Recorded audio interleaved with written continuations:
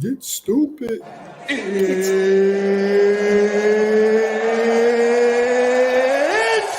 time!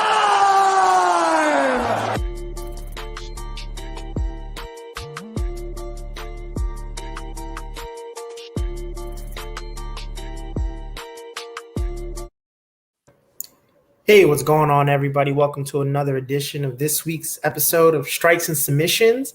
My name is Dorian, aka Doe. My co-host Mike here. How you doing today, Mike? I'm doing great, Dorian. There's a lot of combat sports this weekend. We're going to talk about Kayla Harrison, Cyril Gane's fight as well. But a fight I want to briefly mention, Gervonta Davis is moving up in weight to try to take away Mario Barrios' 140-pound WBA belt. That will be an action-packed fight. Quickly, because I know you want to talk about it too a little bit. It's really a high-risk, high-reward situation because if Gervonta loses this fight, he has everything to lose, and people will not look at him the same way. Mario Barrios, on the other hand, he's the bigger man. He's the biggest opponent Tank Davis has ever fought. He wants to hold his stake at 140 pounds. Yeah, and I mean, you wrote a great article about that. Make sure you guys go check that out on the TWSN mobile app and download that while we're talking about this. You read a great article about that, how he's moving up, and it's not just a small guy versus a big guy, small skill guy and big fast guy. Like, it's going to be a good matchup. I'm rolling with Tank. You know, I'm a Tank fan. You know, the money team, I'm always rolling with him. And like you said, if he has everything to gain, moving up, getting his third belt, but if he loses, you can't really look at him like the pound for pound number one anymore when you're moving those pounds and you take an L. So it's going to be big pressure on Tank. But yeah, let's start off with some MMA for our core fans here. We had Dan Ige going up against Chan Sung Jung last weekend, the Korean Zombie. Nice little match there, man. 5 rounds. Korean Zombie got it done. What were your overall takeaways from the fight? My biggest takeaways, Dorian, was that the Korean Zombie Chan Sung Jung improved mightily from October to June. October, he last fought Brian Ortega. And then for the Dan Ige fight, it showed that he came in there with a game plan, not just an A plan, but an A through Z plan. He was ready for everything. And before the fight last week during our show, you and I discussed the possibility of the fight going to the ground. I don't think you thought it was going to the ground. I had a weird feeling that I thought it was going to because Dan Ige, if you stand in the pocket with him, he's going to try to crack you. And he tried with Chan Sung Jung, but Sung Jung, he's just a wily veteran. And it showed. He found a way to get it to the ground. Phenomenal jiu-jitsu. There was a moment in time where I thought he might have been able to submit Ige, but Ige, also a Brazilian Jiu-Jitsu black belt, so that's very difficult to do. But overall, Sung Jung did what he had to do in that fight. Easily, he could have stood in there and made it a firefight exchange, but that's risky. I think now, moving forward for Jung, there might be one fight on the table that, although it won't be a championship fight, it's a big fight. And if this other person's healthy, it would be Max Holloway. I don't know how you feel about it, but I do think Max Holloway took the Yair Rodriguez fight for a reason because he wanted to stay active. Even though personally, and I know you feel the same way, I don't think Max Holloway should be fighting, but I think he will. I think it would make a lot of sense to have Chan Sung Jung and Max Holloway fight. It's a big risk, but I think it's well worth it. Yeah, and he did call Max out after the fight, and obviously Max pulls out of Yair, so we don't know how long Max is going to be out. That's the only thing that was weird about that call out. So if he wants to wait for Max, I'm all for it. I think if Max isn't healthy by the time that Ortega and Volk fight in September, because Max is the number one contender. We saw him bounce Calvin Kattar's hands or head off his hands for 25 minutes. You know, we know who the number one contender is. But yeah, I think overall for the Korean Zombie, I get where he's coming from. The featherweight division isn't the deepest. You know, there's not a lot of top guys there, but the top guys who are there are booked up or hurt. So Does he try to step in and maybe face Yair? Probably not in a few weeks where Yair was. But I don't know if Yair takes that fight again, because their first fight, Korean Zombie was going to win. And then last second, up elbow, crazy knockout. And, that changed both of their career trajectories. So it'll be interesting to see what he does next. He is going to have some time off. I saw he is suspended by the athletic commission. He took a lot of damage that fight. Overall takeaways, I think they both look good. I think Dan Ige showed that he belongs at the top of the division. I think Korean Zombie did bounce back after Ortega completely dominated him. And for me, that was the big takeaway of the fight. It was that if there was going to be a dip in his career, it would be after the beating Ortega put on him. But he didn't dip. He bounced back against a high-level opponent in Dan Ige. Wrestled him a little bit, which was, like you said, wasn't really expecting it. But overall, I think it was a good scrap.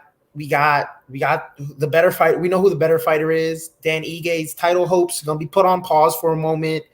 Hopefully he gets healthy again and we can see him back in there. He's becoming one of my favorite fighters. And just outside of the octagon, he's just such a nice guy.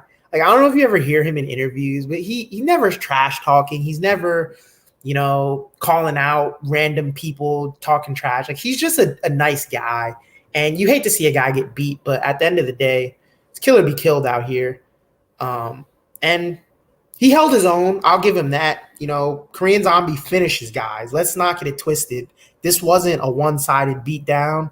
It was a close competitive fight. I think Korean Zombie edged him out, obviously, on the cards. But overall, good scrap. And we got some good scraps coming up, and maybe not the biggest of names, but we got a couple good scraps coming up. One of them is Kayla Harrison going up against Cindy Dandois.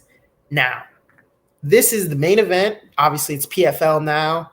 We saw Clarissa Shields in the last women's PFL outing, so we're going to see Kayla Harrison now. And obviously, they're in a collision course to meet up eventually. So I'll go first here. I think this is Kayla Harrison's opportunity to show why she's leaps and bounds better than Clarissa right now. Obviously, that was Clarissa's debut. And Kayla Harrison's a judo gold medalist, I think twice, if I'm not mistaken. So she's had more of a mixed martial arts background than Clarissa, but obviously she's gotten a head start with a few fights under her belt. Won the PFL tournament a couple times, man. I think this is going to be a showcasing of Kayla Harrison. I think she's going to go out. She's going to do whatever she wants, and she has to get a finish, I think. If she doesn't get a finish, it won't look as impressive as what Clarissa did. And when you're Kayla and you're the star of the show, you don't want someone else coming in taking your spotlight. So I think she'll go in, she'll get the job done. I don't see this lasting more than 2 rounds, 3 the max. I think she gets probably a finish or a submission in the 3rd round, the latest. How about you? What you think about this? So you talk about your point quickly with Clarissa Shields. Kayla Harrison wants nothing to do with her because she realizes that Clarissa Shields is not even on the same planet in terms of MMA. That's how Kayla Harrison looks at this. And she looks at Cindy Dandois as someone who deserves to be in there.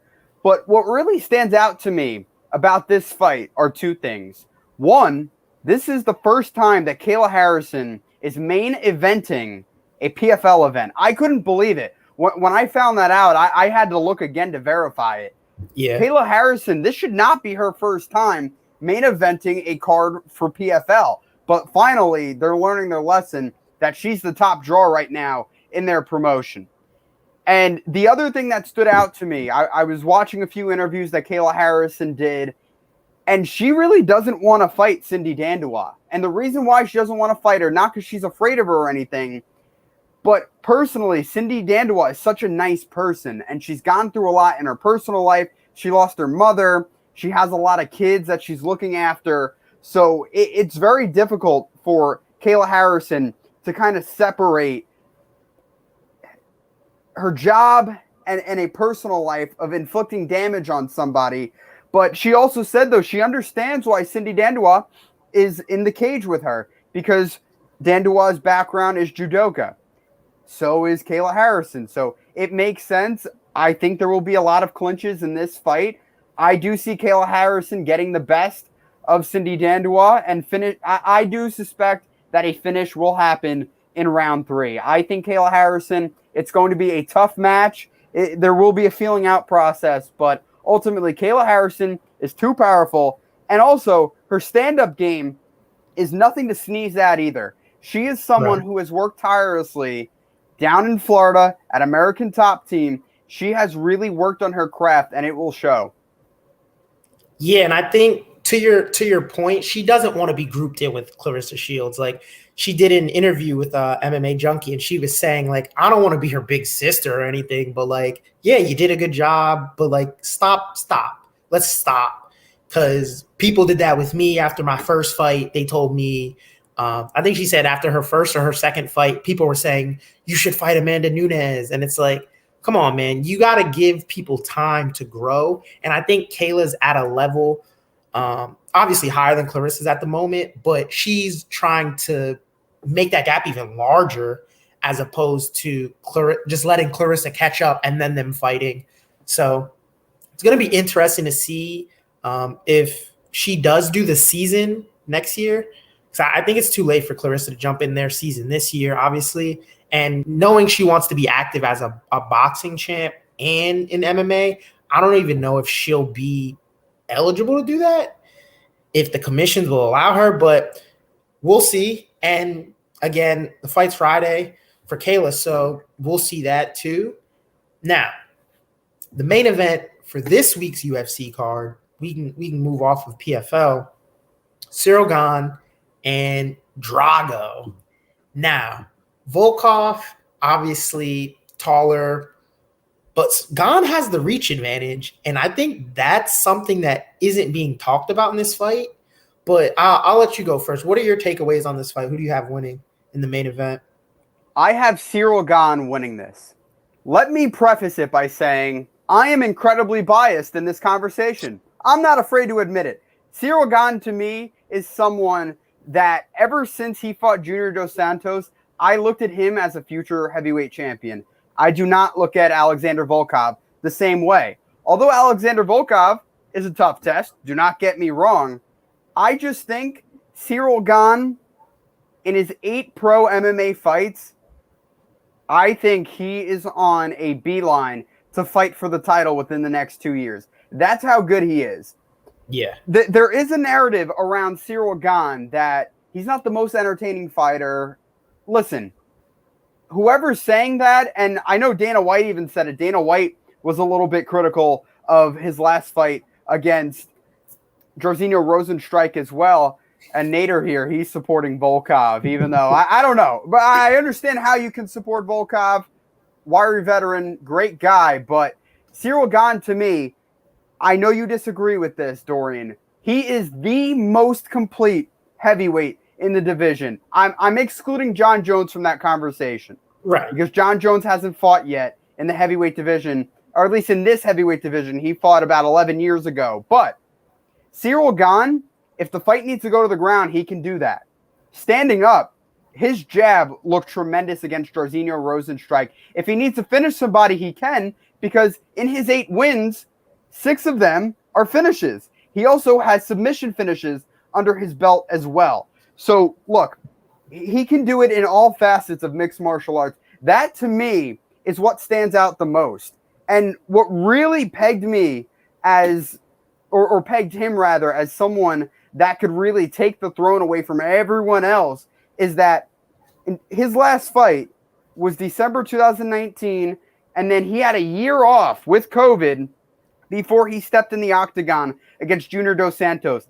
It looked like he hadn't missed a beat. And I know the ending to that fight was a little bit controversial, but it doesn't matter. He retired a legend, more or less, in Junior Dos Santos, and he proved that he has staying power in this division. A lot of people in the UFC, whenever they see someone new, they don't like to give them a title shot right away. Look at Islam Makhachev. I'm sure that's a name we'll talk about within the next month or so. No one wants to fight him, and he probably won't fight for a title anytime soon. The thing with the heavyweights, though, there's so much parity in the heavyweight division that you can get someone like Ciryl Gane, who doesn't have a ton of experience on his record, but he has the power, and all it takes is just piling up a few wins here and there, just building up your resume, and then boom, you're fighting for a title. When I'm looking at the landscape, and I know right now I'm overlooking Alexander Volkov, I genuinely think Ciryl Gane can beat anyone. That's how I feel. I even wrote an article about it this week on twsn.net, which you can check out. Look, he can do whatever it takes. Against Jairzinho Rozenstruik, he used his grappling, which was so important. Rozenstruik was trying to take his head off at certain moments in time, but Ciryl Gane did not allow that, took the fight to the ground, boxed on the outside, and cruised to a victory. I do think, Dorian, in closing, I think he will do the same. Some people may call this fight against Volkov boring. Doesn't matter. I think Gane will step away with the victory because I think he'll be able to take down Volkov, even though Volkov is a savvy veteran, 32-8 record. Ciryl Gane, to me, man, he has everything in terms of X's and O's and the intangibles. In other sports, you talk about the intangibles. Mm-hmm. He has the intangibles, Dorian. Whew. Yeah, I mean, he does have the intangibles. I'll give that to you.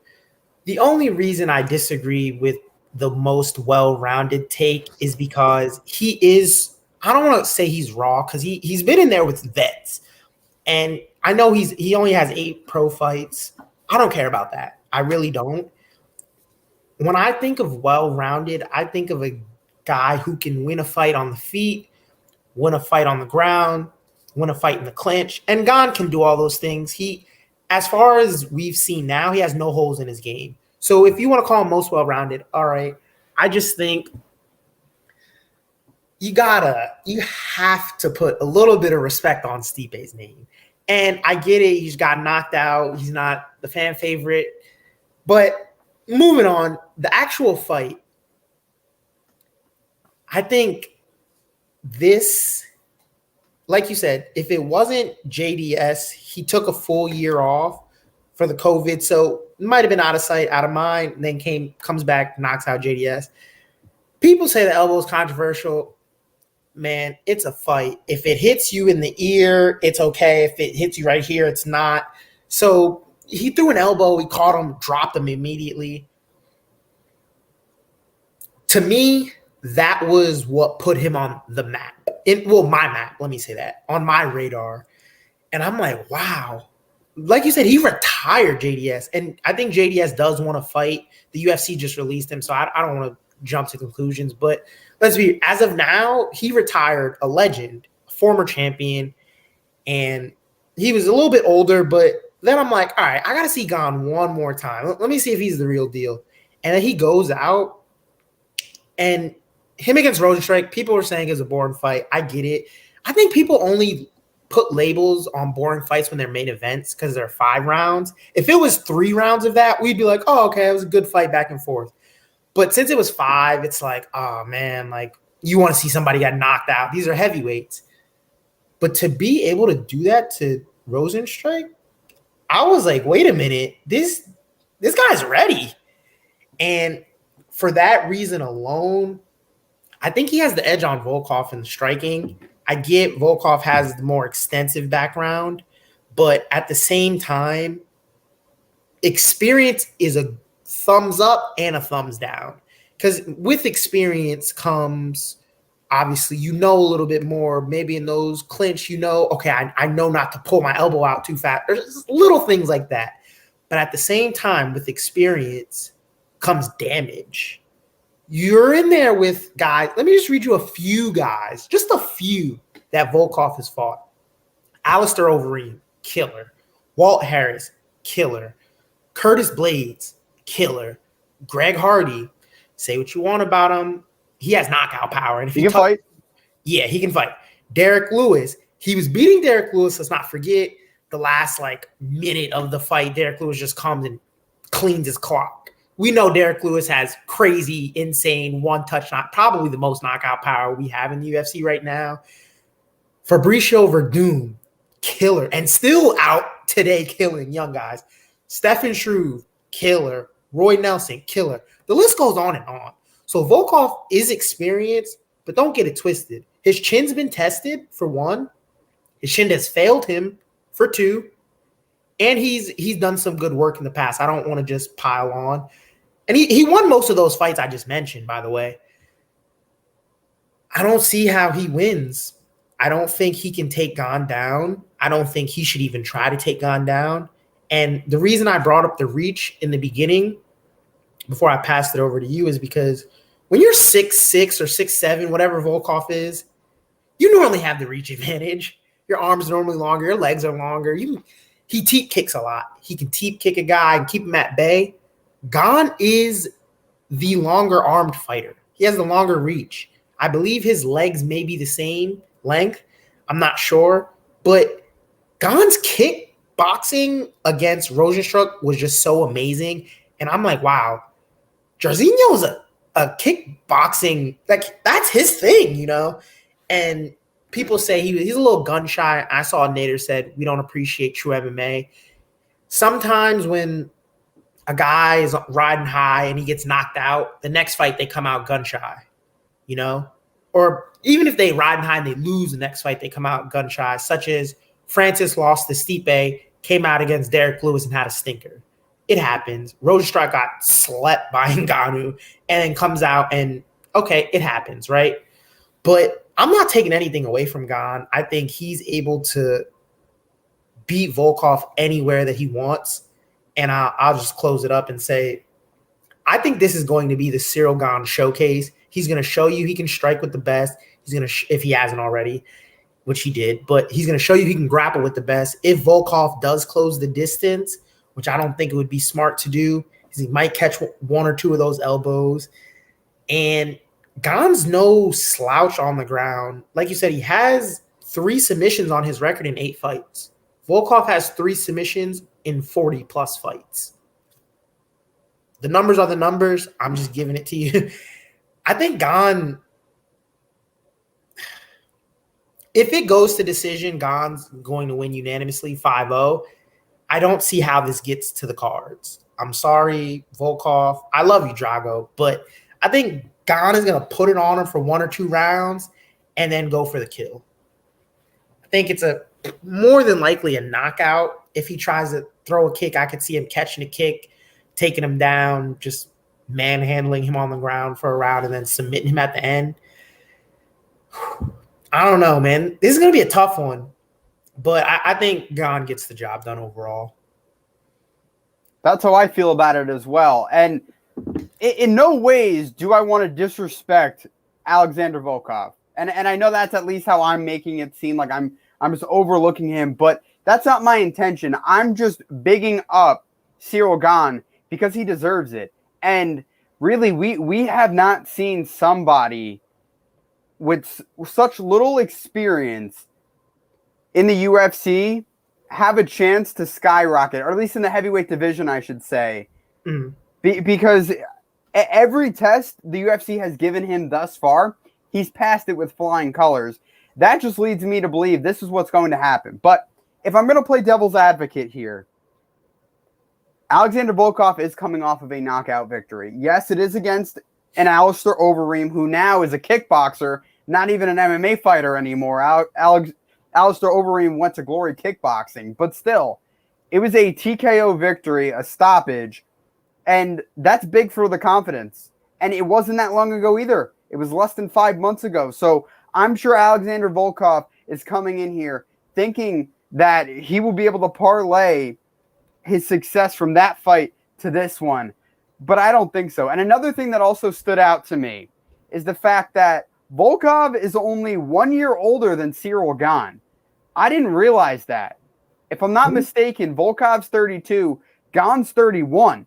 So look, we can talk about experience all we want, but we're not talking about a 10-year age gap between these two. We're not. Pretty much, they're the same age. I think that will play a factor as well. yes, Alexander Volkov has almost 30 more fights than he does, but they're around the same age. Skill level, you can make the argument, Gane caught up. May not have as many fights, but he caught up. Yeah, and I think as far as the age gap goes, obviously there's not much of a gap there, but the experience I think is just more so in ring time. Yeah. But overall, I mean, we agree on the Gane showcasing here. Do you have him finishing this? Because I do.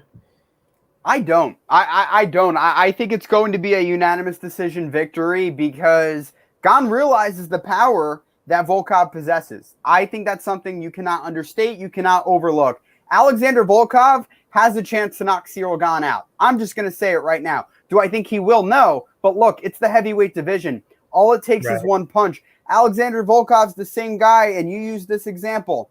He was winning 4 rounds, about to win 5 against Derek Lewis, and then it's over. Derek Lewis pulled off a miraculous comeback. That could happen too. And I think that's part of the reason why Ciryl Gane fought the way he did against Jairzinho Rozenstruik. He's a smart, tactical fighter. Not a lot of people give Ciryl Gane credit. I think he's going to fight the same way on Saturday against Volkov. Yeah, and that's the thing. He's so smart. His movement and footwork is too tricky, and I think he hasn't been figured out yet. So if Volkov is the guy to do it, he's going to write the blueprint on how to beat Gane for the future because Gane's going to be here for the next decade plus. So we're going to see how that turns out. And you pointed out to me in the pre-show that this is an early card. You know, the prelims start at 1 Eastern and main card starts at 4 Eastern. So be able to watch a full day of fights and then catch the Gervonta fight at the end of the night. It's going to be a good Saturday, man. Now moving on, this is the funniest thing I've ever seen in my life. A top 50. First off, congratulations to you. For those who don't know what I'm talking about, top 50 greatest MMA fighters. Michael Daly put out a tweet with his top 50 list a few days ago. What is this? 4 days ago with 50 fighters. Now, congrats to him. I'm not putting 50 out. I'll give y'all a top 15, maybe a top 20, 25. I'm not going to 50. Now, is there anything you want to take back off this list before I flame you up? Because I have an immediate change that needs to be made right now. I am doubling down on my list. I'm like Santa Claus, all right? You can call me Michael Claus. I checked over this list once. I checked over this list twice. There's not a flaw on this list. But go ahead. Okay. Let's get this out the way real quick. Are you the type of person to take John Jones's failed drug tests and out of octagon? I don't know, off field issues. You know what I'm talking about. Are you taking that and turning that against him? And is that a mark on his career? So his personal issues, no. To me, that has nothing to do with it. I do count, though, the substance failures, the drug test failures. I count those against him because potentially those are performance enhancers. Okay, and that's fine. You have Khabib. Okay, let me just read for the fans who don't have the list here. His top 5, Khabib 1. I'm okay with that if you're bringing in the PED failure and stuff like that. Number 2 is John Jones. I think he should be number 1. Number 3, GSP. Issue with that. Number 4, Anderson Silva, 100%. Number 5, Royce Gracie. Okay. Just in the top 5, I think John Jones is number 1, personally, just me. And number 2 has to be Mighty Mouse. It has to be. I get the Khabib is undefeated. He's never been cut. He's never been dropped. He's never been this. He's never been taken out. He smashed everybody. Fam, he fought 5 people in the UFC. Five elite guys in the UFC. He's fought Conor, fought Gaethje, fought Poirier. After that, his resume looks a bit shaky. You won the title against Al Quinta. Fam. Like,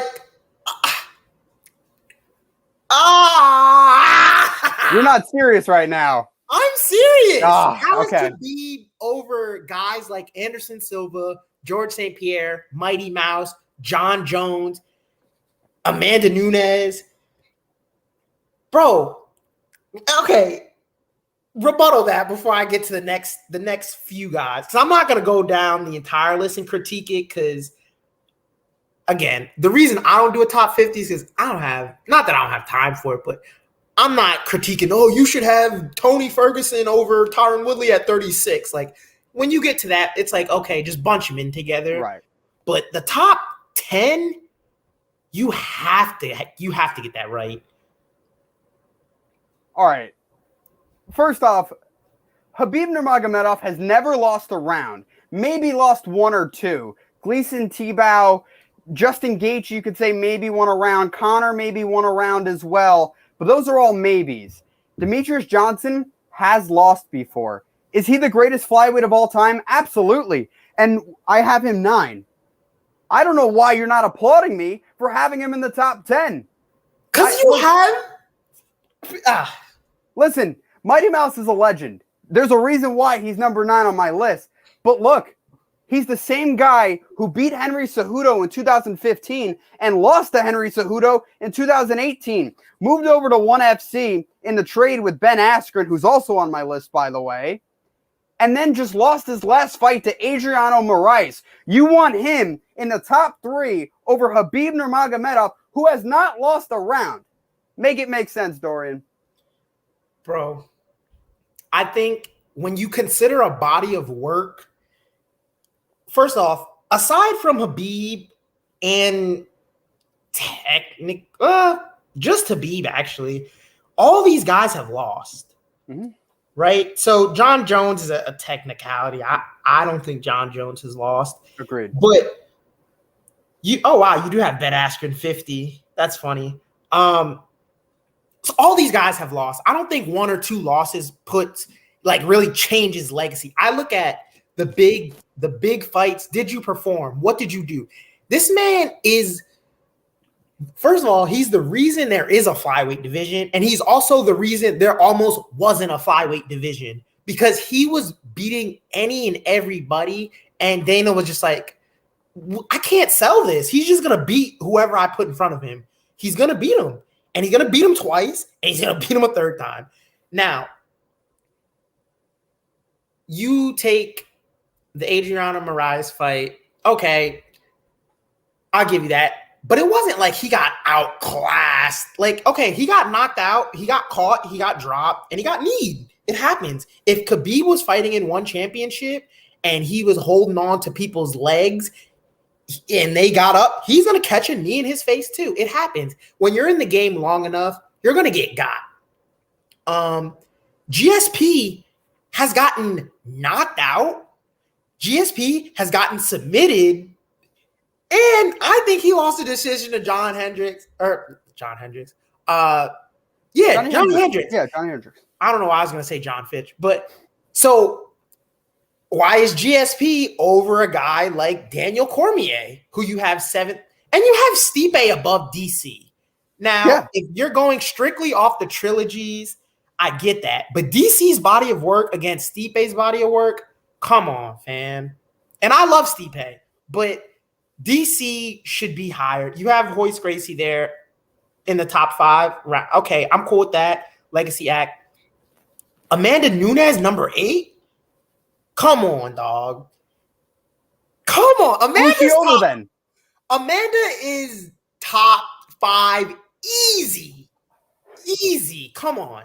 Then who are we getting rid of? Maybe Royce Gracie, but I can. The guy is a godfather of Brazilian Jiu-Jitsu. And he was in UFC 1. Like Royce Get Gracie. rid of GSP. All right. So let me respond to the GSP conversation, okay? You can say GSP lost all you want because, look, he has lost in his career. I put him over someone like Demetrius Mighty Mouse Johnson because of the level of opposition he had to go against. Matt Hughes in his prime, phenomenal. Not too many people were beating Matt Hughes in that era in the early 2000s. And then George St. Pierre in the rematch beat him. So that just goes to show how great George St. Pierre is. And also, George St. Pierre is a two-time champion. Moved up after not fighting for 4 years to 185 and beat Michael Bisping. Michael Bisping does not get enough credit, Dorian. You know it. I like Bisping. Now, Bisping's 40th on your list. Let's be real. He only moved up because Bisping was the champ. If Luke Rockhold was the champ, GSP is not taking that fight 4 years out. And I get the whole double champ thing for GSP, but I don't respect that double champ thing with GSP because he never defended his belt. Just like I don't really respect Conor's double champ stat, and you have Conor 12th. We'll get to that tier in a moment. You have Conor 12th. I'm cool with that because of what he's done. But when you call yourself the double champ, matter of fact, let's see. Where do you have my man's Henry at? You got Henry Cejudo 22nd. He was the real double champ, defended the belts, beat Dominic Cruz, greatest bantamweight ever, beat Mighty Mouse, who we just agreed, greatest flyweight ever. How is he not higher? Come on, dog. So you can't say GSP moved up after 4 years for a double champ. GSP never stopped training. Still to this day, GSP trains. So the retirement, he only retired because he didn't want to see Johnny Hendricks again. That's why he retired, because he knew he lost. Similar, and I'm a John Jones stan, so I might stub my toe or get cursed saying this, but let's be real. John Jones loses a close fight to Dominic Reyes. I'm relinquishing my belt. I'm gonna move up to heavyweight because you don't want that rematch, John. Let's be real. GSP close decision.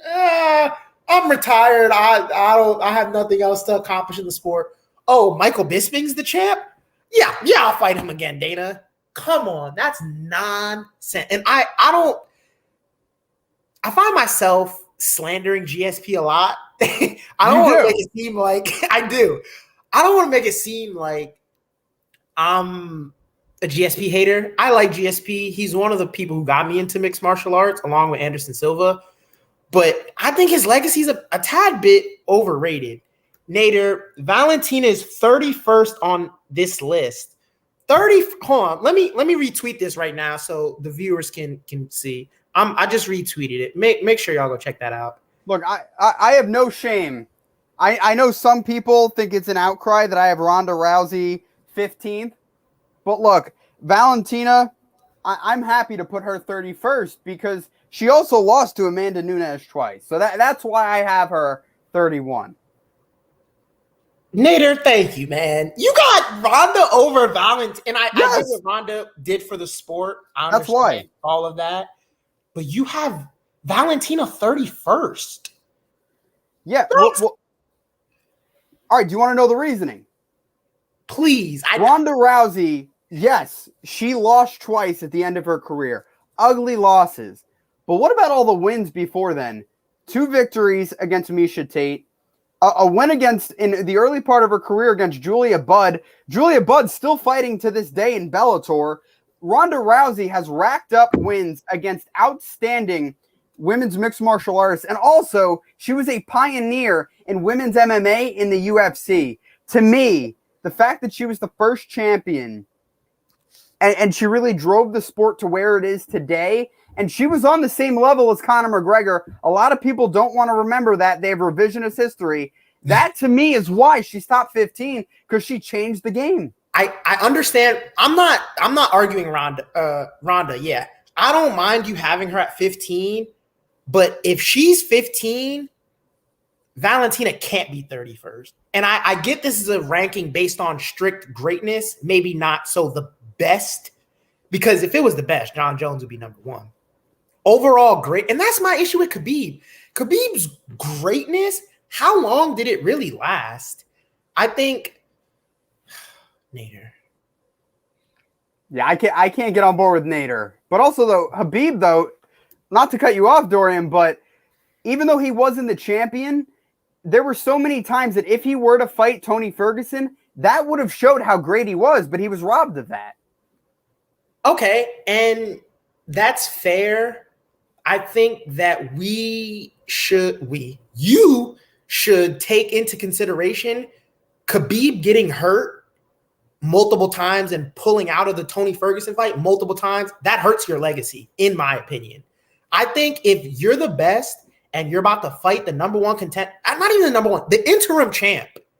First of all, you beat Quinta for your belt. Can we address that, fam? That's not his fault. He was Yes, supposed to fight. it is. He was supposed to fight Tony Ferguson, then Max Holloway, and then in order to keep the card alive, it was either Paul Felder or Al Iaquinta, and the New York State Athletic Commission said Al Iaquinta. If not, it would have been Paul Felder. That's not Khabib's fault. Okay, what is Khabib's fault is after that, he had never fought Tony. They tried to book it. It's snake bitten for whatever reason. I'm giving him 50% of the blame and Tony 50% of the blame. Fight hurt. Now, he was going to win if he would have won the 55 belt over Max, I would have been pissed. And we still don't know why Max was pulled from that. He said on the Joe Rogan pod that they came in, saw him cutting weight, and was like, "You don't look fit." Max is like, what? I'm fine. And they pulled Max from the card. So that's weird. But Dustin, Conor, Gaethje, I give credit for. Michael Johnson, I even give credit for. I give him more credit for beating Michael Johnson than I do Al Quinta. He's a real estate agent. Seriously. Oh my God. You got me choking on this nonsense right now. I'm allergic to this BS. He stepped up to the plate. And now we're criticizing arguably the greatest wrestler in MMA history in Khabib Nurmagomedov. And you know what? If you want to criticize Khabib so much, criticize John Jones, who allegedly was popped for steroids several times, admitted to doing cocaine the weekend before his fight with Daniel Cormier, and also he tested positive for steroids before UFC 200 and couldn't fight at UFC 200. So let's not sit here and act like John Jones was this perfect angel, because he wasn't. He made his mistakes too. Right. And I 100% agree with you. However, prior to those mistakes, got Glover up out of here, got Rampage up out of here. First guy to ever finish Rampage, who you have on your list at, where's Rampage at? Let's see. 39. 39. Okay. You got Derek Lewis over Rampage? Yes. What is the... Derek Lewis is tied with Vitor Belfort for the most knockouts in UFC history. Fam. Okay. Okay. Good reasoning behind that. We're talking strictly greatness. Okay, he finished Rampage. Lyoto Machida, that's still my favorite submission of all time, and I don't think it'll ever change. He choked Lyoto out cold and left his body lifeless before the PDs, before the out of octagon issues. His run prior to fighting Daniel Cormier already had him number 2 or 3 all time behind Spider Silva. For me, Anderson Silva was the reason I started watching MMA. I was playing video games, was like, yo, this guy's really good, and was watching it, and he was just as good as advertised. So Silva, my favorite fighter. I personally have him number 2 on my all-time list, but his later career, I don't hold that against him. I'm biased, I'm admitting. But John Jones' career prior to everything you talked about is better than Khabib's career. Easily, fam. Yeah, but all right. I want to move on from this because I'm sure there's more you want to talk about, but this is the same argument as baseball. You could say the same thing about Barry Bonds or even someone like Alex Rodriguez, that they should be on the Mount Rushmore, but they're not because they have a tainted past. Now, look, John Jones is number 2. To me, I have him over George St. Pierre and Anderson Silva. So it's not like I'm not paying him any respect. He's number 2. That's not bad. I just think Khabib Nurmagomedov, say what you will about his level of opponents, he barely lost the round. To me, you could say, oh, well, he didn't fight that long. Ending your career in MMA undefeated with 29 fights when you could have come back for more and made a ton of more money. You got out when you were supposed to. And when you did fight, you fought virtually flawlessly. To me, I can't go with anyone else than Khabib Nurmagomedov. I'm cool with Khabib at 1 once you explain you're taking in the out of octagon issues with John. Right. I'm okay with Khabib being 1. But if we're talking best, I'm okay with Khabib being 1. Because I just want to talk to the fans real quick. To be a professional fighter, and let's throw out all his previous experience before UFC. To be in the UFC for, I think it was 11 or 12 fights, not get cut is insane. To not get dropped is insane. To not get taken down, to not lose a round is absolutely insane, and no one else will ever be able to say that. So when you say Khabib is the best, I say, okay, I'll give you best. But when it comes to greatness, you got to beat somebody. You don't get great off beating, I don't want to say no names because they were named opponents, and at the end of the day, people were turning him down. So you can only fight who's in front of you. But let's move on to more so the middle of the list. You got Conor at 12. I'm okay with that. Usman at 17. I like how high you have him. Chuck Liddell, Max Holloway, Jose Aldo. Okay, so you have Max as the featherweight GOAT then. Yeah. Okay. I'm cool with that. I think give it 2 more years. Alexander Volkanovski is going to be on this list. Possibly. Do you have anything you want to talk about in the middle of this pack while I look for some errors here? Well, Israel Adesanya is there. And the reason why I have Israel Adesanya there is because of his win streak. And in my estimation, he's the 2nd greatest middleweight champion of all time. And then also, I have Robbie Lawler ahead of Valentina Shevchenko.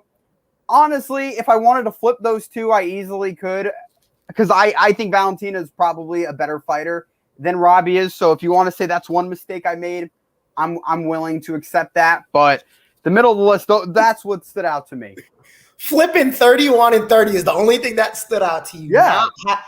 How is Dominic Cruz 27 after his body of work? Should he be higher? Of course. I'm putting Dominic Cruz before Lyoto, before Bas Rutten, before Rashad Evans, before Overeem.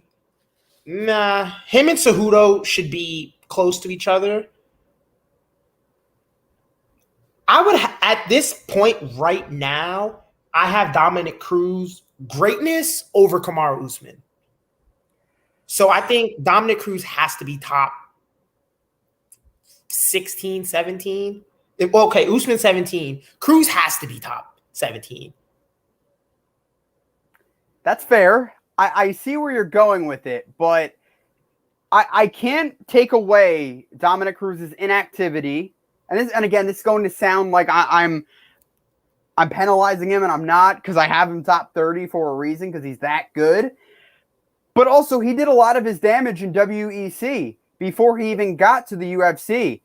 And then when he got to the UFC, yes, he won belts, or a belt at 135, but his injuries forced him to miss a lot of time. When I'm going back and looking at that, I just have to say that it's hard for me to put him over people who were champions and were active. Okay, if you want to pick someone like Lyoto Machida or Shogun Rua, okay, that's fair. But to have him in there with Cejudo, who beat him, also, I think the loss to Cody Garbrandt may have hurt him a little bit on this list as well. If he would have defeated Cody Garbrandt, maybe he'd be higher. Okay, that's fair. I just think similarly how you gave Ronda the credit for women's mixed martial arts, I think that you got to give Dominic the same credit as being the first bantamweight champ, the first little guy champ, they called him. I see what you're saying. The injuries did kind of wreck his career, but coming back off of injuries and beating the champion to regain the belt, that's greatness. Yeah. And I saw Nader's comment, how high will Usman be? I mean, it's going to be hard to put him over GSP for a lot of people because of the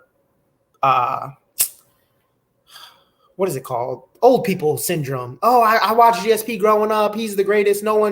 Michael Jordan's the greatest. No one will ever be greater. Like it's going to be one of those with Usman GSP. But as far as potential, Usman has potential to be number one. Like if we're now, the welterweights in the division have to catch up to his talent level so we can say, oh, look at who he beat. Because if you're just running through Masvidal twice, Colby twice, Leon, Tyron, and that's that, it's like, okay, well, you're great, but all-time, like top 5, it's going to be tough. And I see you have Tyron Woodley 35. I don't know how you have Robbie Lawler over Tyron Woodley. I don't know how you have, at this moment right now, Israel Adesanya over Tyron Woodley. I think T Wood should be way higher. I have him career body of work. I think he has a better body than Usman at the moment. Obviously, Usman's the better fighter and took the belt off of him. But T Wood's got to be higher, man. And I the end of his career, you're holding it against him. Yeah. But if that's the case, you can't have Anderson Silva number 4 if you're holding against T Wood's career against him and have him 35 and have Anderson 4. Because Anderson, and he got popped for PEDs after the Nick Diaz fight, if I'm not mistaken. Allegedly, yeah, he did.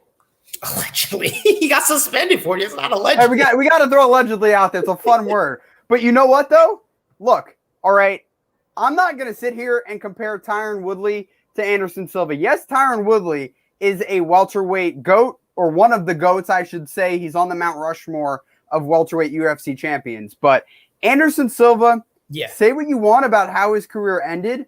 Anderson Silva also had his legs snapped in half by Chris Weidman. If that never have happened, I don't think his career would have ended the way it did. And also, the way he was knocked out prior to that by Chris Weidman. So there were some freak events that happened. But if I'm going to talk about Tyron Woodley, I can't, maybe it's recency bias. Maybe in about 5 years, I look a little bit more fondly of Tyron Woodley and I have him in the top 20.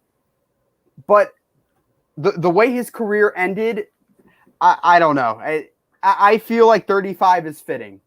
Ending your at least UFC tenure on a 4-fight losing streak, I don't know if that's fitting of a top 25 ranking. I just don't know if it is. Well,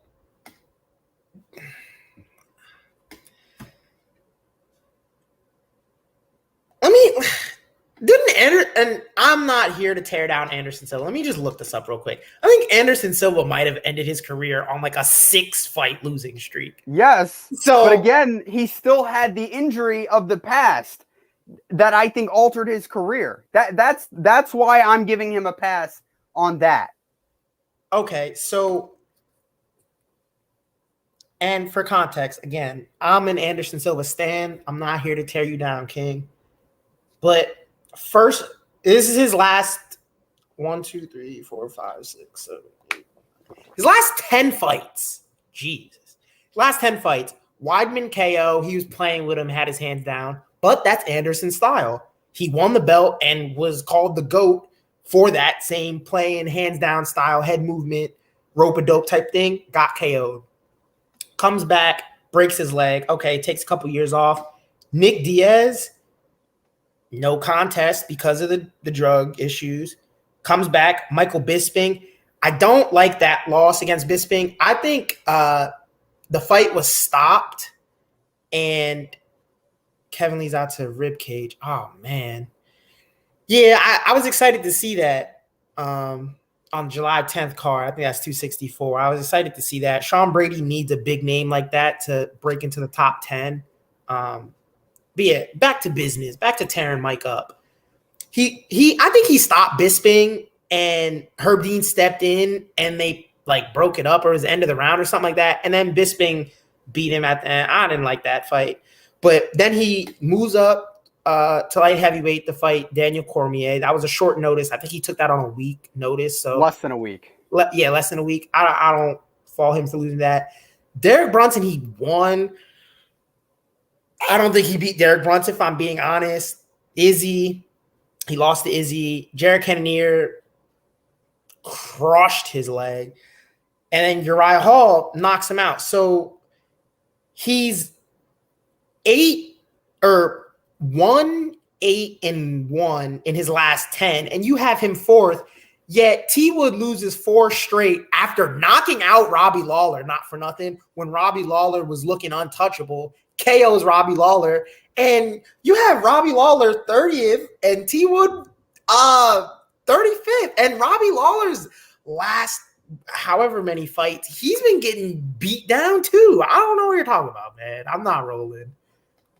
Robbie Lawler, he was a mainstay in the UFC for a long time. Okay, if you want to say Tyron Woodley's better, you can make that argument. I just think Robbie Lawler... He slept Robbie Lawler. He's 100% better. Yeah, but you know what, though? We cannot forget, Robbie Lawler, once George St. Pierre was no longer the champion, Robbie Lawler ushered in a new era of welterweights. That, to me, I have to account that for something. And he paved the way for someone like Tyron Woodley to end up winning the belt. I just think Robbie Lawler, with his brawling style, that really ushered in that new era of welterweights where you're not getting too many boring fights on the championship level. And I think Robbie Lawler is a legend. Yes, Tyron Woodley is as well. But Robbie Lawler, what he did, yes, I know he lost his belt to Tyron Woodley, but before then, he was a dominant force. We cannot forget that. Yeah, I mean, I'm not trying to diss Robbie, but T-Wood has to be ahead of him. You got Tony 36, Chris Weidman 37. I'm actually surprised you have Weidman. Yeah, and Silva wasn't taking like I'm not gonna do it. Silva was taking hard fights. Like you saw the people I named were all champions or former champions he's fighting. Like he's not stepping in against DC on short notice is not you don't do that. No. And he got ragdolled for it. I think it was only a 3-round main event because it was such short notice. He couldn't fight 5 rounds. So that was a weird fight. End of this list. I'm okay with the end of this list. Off the top, I don't have anybody who I would bang the hammer down on you again for, because I feel like you got enough. But T Wood has to. There's no way he's below Robbie Lawler. And if you have Stipe over DC, you got to have T Wood over Robbie Lawler. In my personal humble opinion, just humble. I'm real humble opinion. JD, okay, it's good to see JDS on this list. Vanderlei Silva. Okay, so we got some guys on this list, and not for nothing. Credit to you. I'm giving you a hard time. I'm busting your balls here, but credit to you for making a top 50 list. How long did this take you to make? A few hours. It did. It was it was a lot of deliberation because believe it or not, it's easy to make mistakes, or at least you may not look at it as a mistake, but other people might be like, oh, you had this person over that person, or oh, you left out this person. So it took me a solid 4 to 5 hours to really trim down this list, because there were a few other names, even on the back end, that I had that are no longer on this list. Like I had someone like Mark Coleman on the list. And then I looked at who else could be there, and I said, you know what? Let me take Mark Coleman off. Yes, he's a pioneer in ground and pound, but I thought Ben Askren, what he did in Bellator and won championship, deserved more recognition. Yeah, that's fair. I I'll just say this. I'm glad you made the list. Very entertaining to talk about. I knew someone was gonna catch me with that. Yo, this you? Like, nah, I'm not humble. But Fedor 13. Real quick side note, not that there's anything to talk about, but Fedor said he might want to make his return again if that interests anybody. Not I saw for me. that. I don't want to see a 50-year-old man in the octagon personally, and I'm never the biggest Fedor fan, but I do like how you have Matt Hughes 11. That's a good solid list, and I'm gonna put you on the spot because you mentioned it. Welterweight Mount Rushmore. Mine, GSP, Kamaru, Tyron Woodley, Matt Hughes. Are those your same four? Yes. Or do you have Robbie Lawler on it instead of Tyron Woodley? So this is going to sound very odd.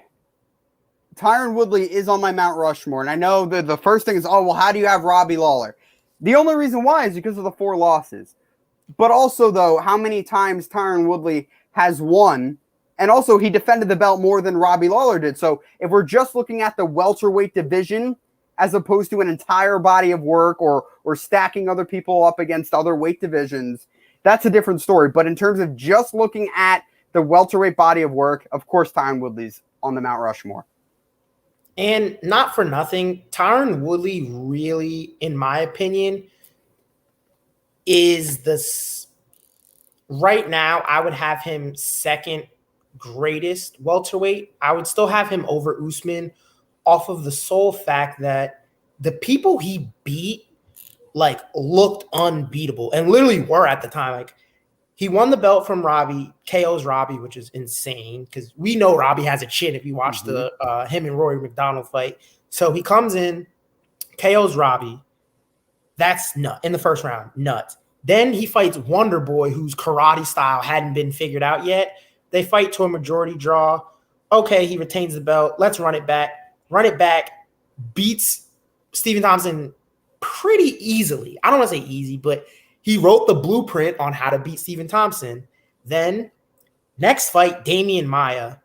Damian Maia is just single-legging and choking people out for the past however many years, and he wrote the blueprint on how to beat Damian Maia. People called it a boring fight. Dana came out after and said it's a boring fight. This is why Tyron Woodley doesn't sell. You gotta be careful with dudes like that. He's gonna break your ankle, tear your knee. Dana, hush. And then Darren Till, I think, was undefeated when he fought Tyron Woodley, and he choked him out. And then, I don't know. Me personally, I got more respect for – not that I don't respect Robbie, but I have more respect for T-Wood than I do for Robbie, which is why I have him on my welterweight Mount Rushmore as well. But, yeah, I mean, other than that, man, is there anything else you want to get off your chest today? I just want to say that's why you make lists like these, to have conversations where it's playful banter back and forth. It's entertaining. I know a lot of people, NBA, NFL, they have lists like this, whether it's position list or overall list. A list like this, one, not too many people are making lists like these. Yes, they're out there, but there aren't many of them. So to be able to talk about it, I feel like it's great, and credit to you for wanting to bring it to the table here on the show. And look, we could sit here for 10 hours and talk about the little nuances of this list. But at the end of the day, everyone that's on this list and people who didn't make the list but easily could have or should have or are just on the outside, it's about giving people their flowers, right? Even for someone like Tyron Woodley, yeah, I have him 35 on the list, but how many other welterweights aren't on this list? So that just goes to show how great of a fighter Tyron Woodley is, and others as well. So I had a ton of fun making this list. I had a ton of fun talking about it as well. And it's crazy to think how fast time flies, that in 2016, Tyron Woodley won the belt. In 2020 or 2021, Tyron Woodley's no longer with the UFC, and he's fighting Jake Paul. So it's crazy. Making this list really made me feel old.